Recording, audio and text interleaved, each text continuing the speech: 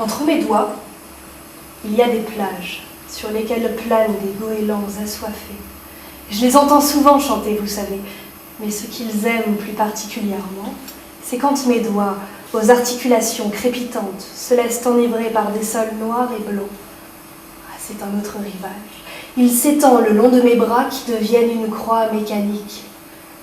Et lorsqu'enfin l'ivresse installe son chapiteau autour de moi et que mon corps entonne de stridentes symphonies, je les entends traîner leurs pattes derrière moi, et leur souffle est une légion de chevaux sur une plaine humide, et je ne sais pas s'ils me suivent ou s'ils m'entraînent.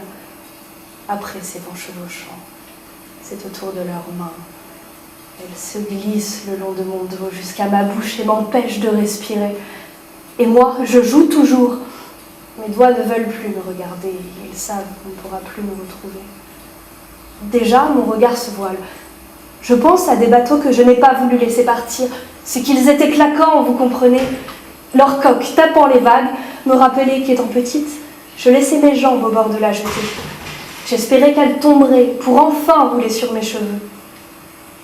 Tout cela, je me le rappelais, mais maintenant, c'était leurs dents qui croquaient mes yeux. Et je pensais n'en avoir que deux, mais ils ne finissaient pas d'en trouver davantage.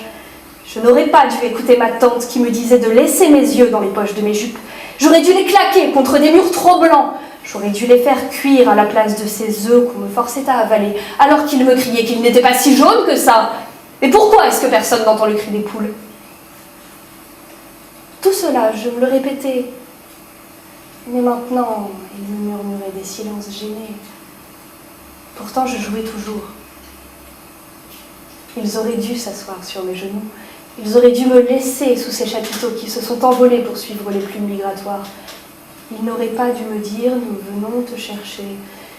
Je les ai attendus, mais maintenant je ne veux plus. Je leur dis « Regardez, mes cheveux accompagnent mes doigts sur ces routes de nuit et de jour. » Et alors que ma tête se penche pour les remercier, des armées se vautrent sur mon cou pour y creuser des remparts pour des châteaux abandonnés.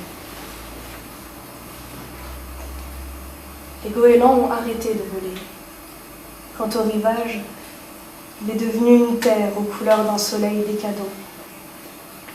Il ne reste que le son de leurs dents.